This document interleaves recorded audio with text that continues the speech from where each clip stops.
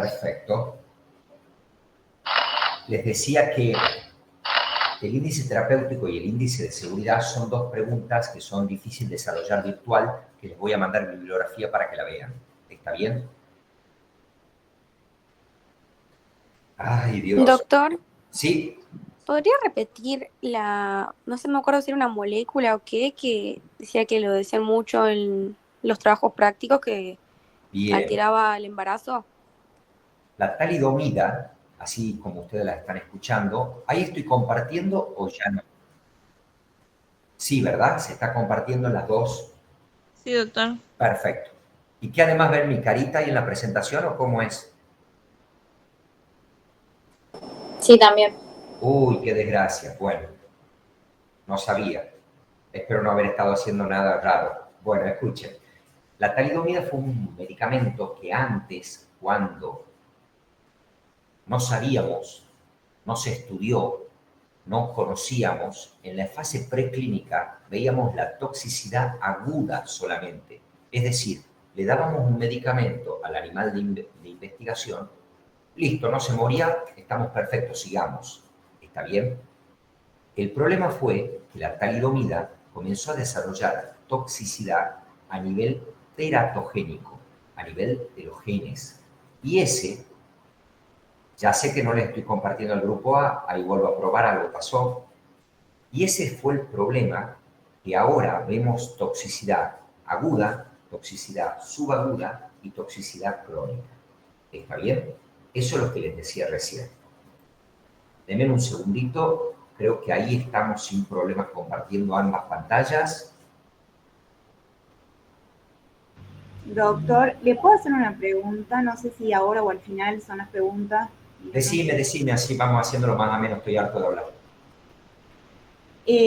Bueno, usted en el ensayo clínico, digamos, en la fase desde la preclínica, no habla nunca de droga, siempre habla de fármaco. Bien. Eso es parte de la alfabetización de la primera bolilla. Acordate que tenemos sustancia, molécula, fármaco, droga, medicamento.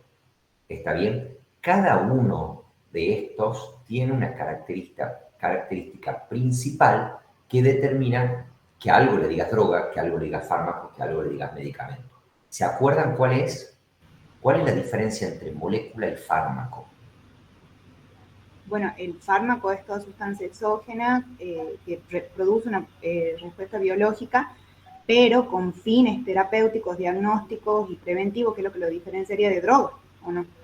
No sé, díganme ustedes. Hasta eso voy solucionando el problema técnico que tenemos acá con el grupo B. ¿Alguien que se anime a decir la diferencia? El fármaco ya demuestra eficacia y seguridad, la droga no, puede ser. Vamos mejor, vamos mucho mejor. ¿Y la Tenía molécula? entendido que cambiaba la diferencia entre fármaco y droga cuando pasaba la tercera etapa clínica, cuando ya se demostraba la seguridad, la eficacia que se podía usar para prevenir, tratar y diagnosticar. Bien, si pasa la tercera etapa clínica, ¿cómo se llama eso? ¿Molécula, droga, fármaco o medicamento? Fármaco. Fármaco. Bueno, ¿y cuándo es medicamento? Bueno, cuando adopta la forma farmacéutica, los excipientes.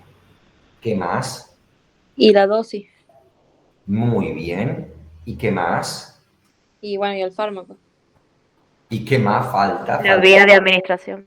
La vía de administración. Ahora sí, ¿está bien? Esas serían las respuestas.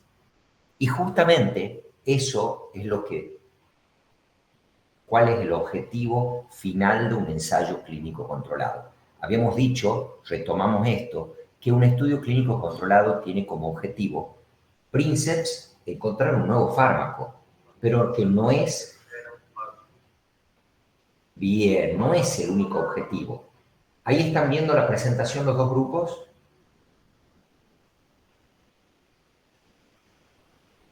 Voy a tomar eso como sí. Bien. ¿Por qué? Porque yo les daba un ejemplo recién. ¿Cómo? Bien, yo les daba un ejemplo recién del losartán. Les contaba que el losartán es una molécula que bloquea los receptores AT de angiotensina y que al bloquear esos receptores baja la presión arterial. A nivel preclínico se había encontrado que cuando lo utilizábamos en animales bajaba la presión arterial. Cuando hacemos la fase de investigación clínica 1, 2 y 3 y termina la fase de investigación, nos encontramos con un fármaco disponible con fines terapéuticos que ha demostrado que disminuye la presión arterial, logrando un beneficio con un riesgo controlado. ¿Está bien? Entonces ustedes dirán, listo, ya está, es para lo único que sirve el ensayo clínico controlado. No, también sirve para nuevas formas farmacéuticas. ¿Qué pasó? Hace unos años se dan cuenta que el losartán tenía una vida media que no llegaba a las 12 horas. Entonces la pregunta es, si yo le pongo una forma farmacéutica que me le prolongue la vida media y me logre 24 horas de acción, ¿va a ser igual de beneficioso? ¿Va a tener el mismo riesgo? ¿Va a tener los mismos efectos adversos? ¿Va a tener los mismos beneficios? Y no sé, hagamos un ensayo clínico controlado con una nueva forma farmacéutica y veamos si logro de esa manera, poniéndole una nueva forma farmacéutica, un nuevo sistema de liberación prolongada, si tiene los mismos beneficios. Perfecto. Sí, tiene los mismos beneficios. Ahora existe el losartán de liberación prolongada. Y si en vez de darlo por boca y lo doy intramuscular, dura 30 días la acción, ¿tendrá los mismos beneficios? ¿Tendrá las mismas reacciones adversas? Hagamos un ensayo clínico controlado que evalúe esa nueva vía de administración de ese fármaco que estoy evaluando. Finalmente, parece que este fármaco, además de bloquear los receptores de la angiotensina y producir un descenso en la presión, también puede ser beneficioso para los pacientes que tengan insuficiencia cardíaca. ¡Apa! Aparecen nuevas indicaciones. Bueno, hagamos un ensayo clínico controlado para ver esa nueva indicación de la misma molécula. ¿Se dan cuenta cómo no es el único objetivo el conseguir un nuevo fármaco? Entonces, cuando en el examen final le preguntamos cuál es el objetivo del ensayo clínico controlado y descubrir un nuevo fármaco, conseguir un nuevo medicamento, sí, ¿y qué más? Y ahí se le quemaron los papeles y nada más. Y la última vez, en la última mesa, espero que no esté escuchando la alumna, pero una alumna se enojó mucho porque dijo, es el único objetivo de un trabajo de investigación. No, como ustedes ven, un ensayo clínico controlado tiene otros objetivos. ¿Está bien? Que el objetivo Princeps sea encontrar una nueva molécula, un nuevo fármaco, no significa que sea el único objetivo. Como ustedes ya saben, la investigación clínica se realiza en etapas que se denominan fase 1, fase 2, fase 3. Nosotros las estudiamos separadas, pero las estudiamos separadas con fines didácticos, ya que esta fase de investigación puede ser consecutivas o superponerse. Para los fines didácticos la vamos a estudiar como fase 1, como fase 2 y como fase 3. Pero un estudio puede ser fase 1-2, fase 2-1, fase 2-3, fase 2A, 2B, fase 2B, 3A. ¿Está bien? Se pueden superponer. Lo estudiamos así con fines puramente didácticos. Fase 1, temprano-tardía. Fase 2, temprano-tardía o A o B, lo van a encontrar mucho mejor en la bibliografía. Fase 3, que también la van a encontrar como A o B, nomás que yo no lo puse porque los libros de farmacología se refieren solo como fase 3, por más que actualmente también hay A y B. Y fase 4, que es la farmacovigilancia post-comercialización. La fase 1, exploratorio temprana, es la primera fase de investigación. No se usan para todos los tipos de fármacos, presentan menor riesgo que la fase 1 tradicional, son limitados, puede ser iniciado con muy poca evidencia. Son fases o periodos de investigación que se utilizan para medicamentos que van a ser utilizados para tratamiento de enfermedades serias que no tengo ninguna alternativa satisfactoria disponible. ¿Qué ejemplo tenemos? Por ejemplo, a ver, y tenemos por ejemplo la epilepsia refractaria. La epilepsia refractaria, que comenzamos a probar el cannabis medicinal, una enfermedad seria que no tenía una alternativa satisfactoria. En base a esa epilepsia refractaria comenzamos a probar el cannabis con una fase 1 temprano, es una fase blanda, pues, una fase sencilla que comenzamos los trabajos de investigación. ¿Está bien? Los estudios de fase 1 en general ya. Los estudios de fase 1 en general tienen un objetivo. Va a ser la primera vez que ese fármaco que se ha visto en animales que podía ser útil se pruebe en humanos. Nos va a determinar el perfil farmacocinético. Nos va a evaluar los efectos farmacológicos. Ya hablamos de efecto acá. Eso que podía reproducir una acción que sea útil en la fase preclínica, aquí ya hablamos de efecto farmacológico. Acá no vamos a hablar de dosis letal máxima, la hemos probado en la fase preclínica. Sí la vamos a seguir investigando, pero aquí vamos a determinar la dosis máxima tolerada. Vamos a tratar de matar la menor cantidad de humanos posibles. Entonces no me pueden decir que en la fase 1 lo primero que vamos a determinar es la fase letal, la dosis letal media. No, la dosis letal 50 la hemos determinado, la vamos a seguir estudiando, pero vamos a determinar la máxima dosis tolerada, que no es lo mismo que dosis letal 50. Y obviamente, como es la primera fase de investigación del ensayo clínico controlado, vamos a determinar las reacciones adversas. ¿Quiénes participan de esta fase 1? Participan voluntarios sanos. ¿Cuántos? 20 a 50. Quiero hacerle el daño a la menor cantidad de gente posible. No me respondan en el examen final, y bueno, como 1000. No, chicos, son poquititos, son 20. ¿Y por qué es muy importante que sean sanos? Es muy importante que sean sanos para que yo no tenga ningún sesgo farmacológico, ya que en esta fase voy a estudiar la dosis máxima tolerable. Si yo tengo un paciente que tenga insuficiencia cardíaca, voy a tener un sesgo al evaluar esta fase. Si el paciente tiene insuficiencia renal, y voy a tener un sesgo, voy a decir, ¿habrá sido que ha tolerado poca dosis porque tenía insuficiencia renal? No quiero ese sesgo, lo evito. ¿Cómo lo evito? Eligiendo voluntarios sanos.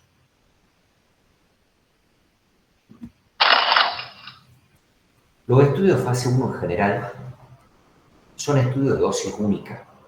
Es muy difícil que en la fase 1 yo estudie todo esto a 100 miligramos, a 200 miligramos y a 1000 miligramos.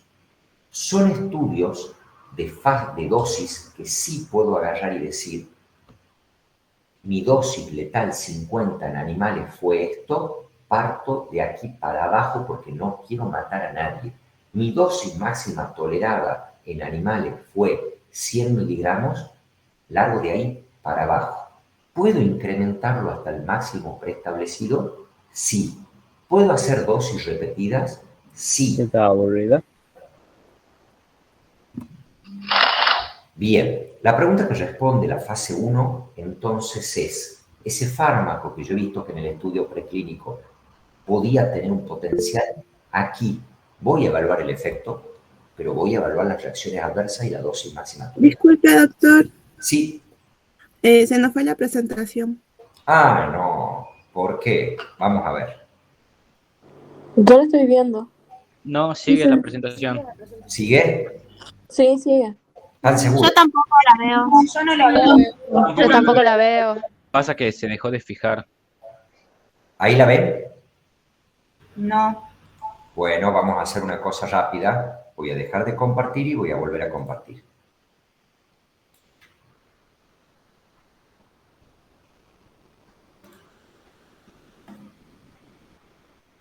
Acá me dicen por privado que allá la están viendo. No me parece, pero bueno, sí me hizo gracia. Ahí va. A ver, denme un segundito. Ahí la tendrían que ver, chicos. Sí, ahora sí se ve. Puede ser. Doctor, gracias. Perfecto. Pasamos a la fase 2. La fase 2 de los estudios clínicos controlados debe responder a la pregunta: ¿el fármaco tendrá la actividad sugerida por los estudios en animales? Y ustedes van a decir, pero doctor, si usted recién me ha dicho que íbamos a ver el efecto. Por eso yo le decía que están mezcladas, porque en esta fase 2 realmente me interesa mucho si tenemos efecto o no. ¿Por qué? Porque en la fase 1 yo he seleccionado voluntarios sanos. Me interesaba más el perfil de seguridad, las reacciones adversas, la dosis máxima tolerada. En cambio, en esta fase 2 yo quiero saber si esto sirve para algo o no. Conclusión, ¿a quién voy a elegir? Y a voluntarios enfermos, chicos. Después van y me responden en el final que la fase 2 quiere buscar el efecto. ¿Y qué tipo de pacientes son entonces? Voluntarios sanos, SILA. ¿Cómo van a conseguir un efecto en voluntarios sanos? ¿Está bien? Buscamos ya voluntarios enfermos. Pero esos voluntarios enfermos no se refiere a que van a estar enfermos de cualquier cosa. Van a estar enfermos de la enfermedad que yo estoy averiguando, chicos. Si yo estoy buscando un remedio para la hipertensión, el paciente que voy a incluir en la fase 2 va a ser hipertenso, no va a ser diabético. Es más, voy a tratar de que no tengan otras comorbilidades.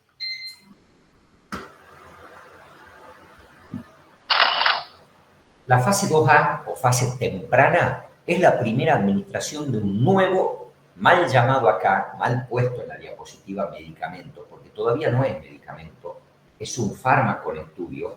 Entonces, la primera administración de una nueva molécula a voluntarios enfermos. ¿Cuántos? Poquitos. Si es la primera vez que le doy este medicamento a alguien, no pueden decirme que son 1000 pacientes, también son poquitos, 20 a 50. Porque el objetivo primordial de la fase 2A es buscar posibles efectos terapéuticos. Para eso vamos a determinar parámetros farmacocinéticos en los pacientes y vamos a determinar el rango de dosis terapéutica. A ver, estoy probando el losartán. ¿Funciona? Che, sí parece que baja la presión. Determino los parámetros farmacocinéticos de este losartán, que ya lo vengo determinando en la fase 1, que ya había algo en la fase preclínica, y además veo el rango de dosis. Fíjense que hablo de rango de dosis terapéutica, porque la dosis letal 50 ya la he visto en la fase preclínica, la dosis máxima tolerada ya la he visto en la fase 1. Entonces, ven que escalonado y por qué mezclan tanto en el final y no tiene sentido lo que están hablando. En el final, ustedes dicen en la fase 2A, es para ver los efectos. ¿Sí? ¿Cómo son los voluntarios? Sanos. ¿Qué efectos vas a ver? ¿Cuántos voluntarios son? Miles. No, no sea salvaje. ¿Qué estoy determinando? Parámetros farmacocinéticos y rango de dosis terapéutica. Si estoy viendo efecto terapéutico. Finalmente, la fase 2A, cuando pasa a la fase 2B, lo que voy a tratar en la fase 2B es seleccionar las dosis que voy a emplear. Obviamente, en todas las fases, si no se quieren equivocar y quieren decir que determinamos reacciones adversas, lo pueden decir porque es así. La fase 2B. La fase 2B es la preparatoria para la realización de los grandes estudios multicéntricos llamados fase 3. Paremos ahí. Hasta eso, vamos 5 años de investigación. Hasta eso. Pero ¿qué pasó? Hubo una pandemia en el 2020, hubo una pandemia que aceleró todas las fases y salteó la fase 3. Entonces, ahora entienden cuando decía, me estoy por poner la AstraZeneca y voy a ir a ver cómo me va. ¿Por qué? Paremos la pelota. ¿Qué teníamos hasta ahí? Teníamos perfil de dosis letal, no nos iba a matar. Dosis máxima tolerada, no nos iba a matar. Perfil de reacciones adversas. Efecto. Eficacia. ¿Sí? Pero lo que no teníamos es todo lo que vamos a investigar en la fase 3. Pero todo lo que yo le acabo de decir que teníamos en 50 personas. O sea, cuando nos comenzamos a poner las vacunas que no habían transcurrido la fase 3, nos estábamos poniendo vacunas que solo se habían probado en 50 personas. Ruidito de mate, grave, ¿no? Bueno, Esa es la importancia de que un medicamento pase a la fase 3.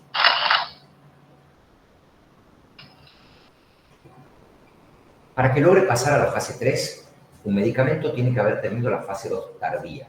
Ponemos acento acá y énfasis en los efectos terapéuticos sin descuidar las reacciones adversas. ¿Qué va a determinar esto? Una eficacia farmacoterapéutica. Un efecto terapéutico a un riesgo controlado. ¿Está bien? En esta fase elegimos finalmente cuál es la mejor dosis que tiene ese juego. ¿Cuál fue la mejor dosis que demostró tener efecto con un riesgo controlado? Completamos los estudios farmacocinéticos, seguimos evaluando las reacciones adversas, decimos este fármaco es seguro, pase a la fase 3. ¿Está bien? Es mucho más lindo cuando te lo cuentan así. Ahora tiene sentido y ya no es todo de memoria, ¿verdad? ¿Qué entendemos nosotros entonces por complementar la farmacocinesis? Comparar la farmacocinética de estos pacientes que eran enfermos con la de los voluntarios sanos. Porque puede ser que en la fase 1, el losartán que yo le di, se administró, ¿se acuerdan farmacocinesis? No me hagan renegar, administración, absorción, distribución, biotransformación, eliminación, ¿sí? Esas fases farmacocinéticas que tenía ese medicamento, en un individuo sano, se pueden haber comportado de una manera, pero en un individuo que tiene la enfermedad que estoy estudiando, se puede comportar de una manera diferente. Entonces volvemos a evaluar la farmacocinesis. Por eso a veces que ustedes se confunden y dicen, no, esto se evaluaba en la fase 1. No, esto también se evalúa en la fase 2, porque ha cambiado el perfil farmacocinético del individuo en el que yo estoy probando la molécula. En esta fase 2 tardía, ¿cuánta gente elijo? 200. ¿Qué criterios utilizo? Acuérdense que tengo que elegir pacientes enfermos, pero enfermos referidos a esa patología. No elijo el paciente que tiene hipertensión y es insuficiente renal, diabético, amputado las 2 piernas y que tiene esclerosis lateral amiotrófica. No, loco, pará. O sea, así no voy a poder sacar una conclusión. Así voy a tener muchísimo sesgo y ninguna conclusión. Entonces, según el medicamento en el estudio, voy a elegir el paciente que tenga la enfermedad a la que va dirigida. Fíjense, yo quiero estudiar un remedio para la hipertensión arterial, pero para pacientes que tengan falla renal. No es la misma población que iba a elegir en la fase 2B que pacientes sin falla renal. Yo quiero estudiar hipertensión en diabéticos. No es la misma población. Aquí voy a tener que elegir diabéticos hipertensos. En el otro voy a tener que elegir hipertensos con falla renal. Y en el primer estudio que daba de ejemplo, vamos a tener que investigar a hipertensos sin otra patología. Siempre que sea posible, los estudios de fase 2B van a ser doble ciego. Van a ser controlados con placebo o con un medicamento de referencia. Pregunta de examen. ¿Todos los grupos controles son placebo? No. ¿Cómo es eso? ¿Alguien sabe? A ver quién responde, varón o mujer. ¿Alguien sabe cómo es eso? En algún grupo control puede estar medicado con el medicamento de referencia, por ejemplo. ¿Cómo qué? Danos un ejemplo, a ver. Probar, por ejemplo, un nuevo antiinflamatorio y se da, por ejemplo, ibuprofeno al grupo, puede ser de control, y se prueba el otro medicamento en el otro grupo. Excelente. Ese es el ejemplo y esa es la respuesta que esperamos en el final. Cuando le decimos un ensayo clínico controlado siempre está controlado con placebo, no, el grupo control puede estar controlado con un medicamento de referencia. ¿Sí? ¿Y puede estar controlado con 2 medicamentos de referencia? Sí. A un grupo A le doy un medicamento de referencia, a un grupo B le doy otro medicamento de referencia y al grupo C le doy el medicamento en investigación. ¿Sí? Y finalmente, los estudios fase 2B tienen que ser multicéntricos, es decir, tienen que ser realizados en múltiples lugares. Si yo hago un estudio de investigación en Argentina, no voy a poder extrapolar los resultados y utilizar los resultados de ese estudio en Argentina en Japón, menos en China y menos en África, porque acá no tenemos chinos, no tenemos japoneses, no tenemos negros. Sí tenemos negros, pero no africanos. Entonces, las fases de estudio se van mezclando. Para formas didácticas están divididas. Fíjense qué importante serán que la frecuencia de RAMs que se van detectando en la fase 1 y 2 son del 10%. En la fase 2B se detecta un 20% de RAM. En la fase 3 se detecta entre un 10 y un 0,4%. Quiere decir que en estas fases de investigación no llegamos a detectar ni el 40% de las reacciones adversas medicamentosas. El resto de las reacciones adversas medicamentosas se detectan en la fase 4 de farmacovigilancia. Chicos, la industria farmacéutica prueba miles de moléculas. Personalmente, he sido subinvestigador de trabajos internacionales. Si ustedes googlean Rodrigo de Rosa, van a ver que he participado en más de 38 trabajos de investigaciones de todo el mundo y de todas las especialidades, principalmente de reumatología.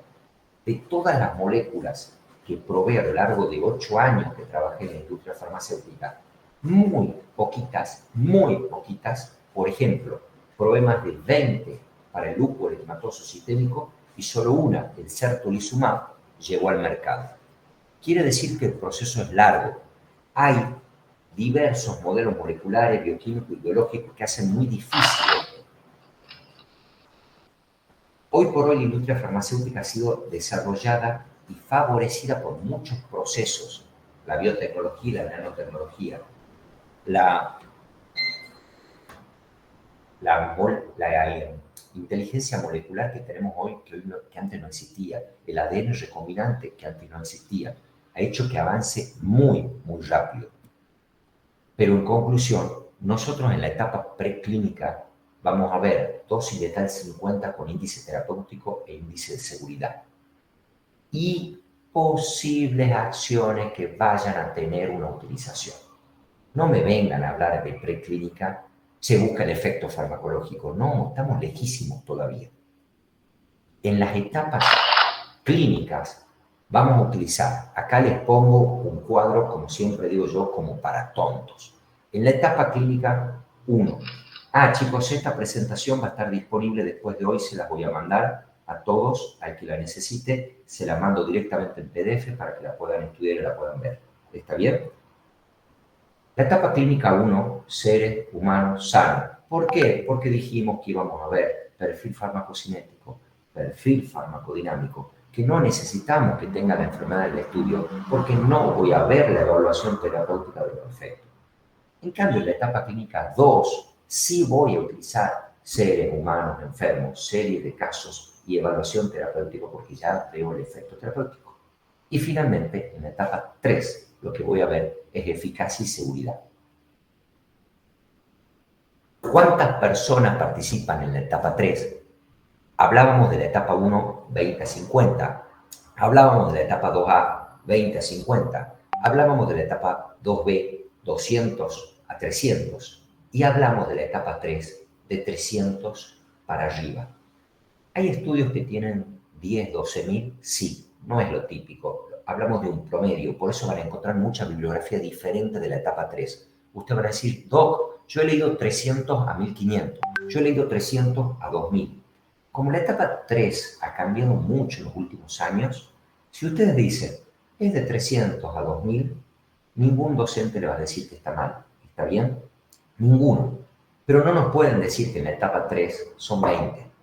No es coherente, está mal eso, ¿está bien? Por favor, eso también les pido porque siempre se equivocan con la cantidad de números. Chicos, voy a pasar un link, vamos a hacer un receso de 10 minutos y seguimos, 15 minutos, la segunda parte es mucho más corta, hacemos un receso de 15 minutos. A la menos cuarto, 5 menos cuarto en punto, nos conectamos. Yo cierro estas 2 salas de chat y creo 2 salas nuevas en 15 minutos. ¿Está bien? Alguien diga sí, entendido, para que sepa que han entendido. Sí, Bueno, doctor. Médica, profe. hora menos cuarto.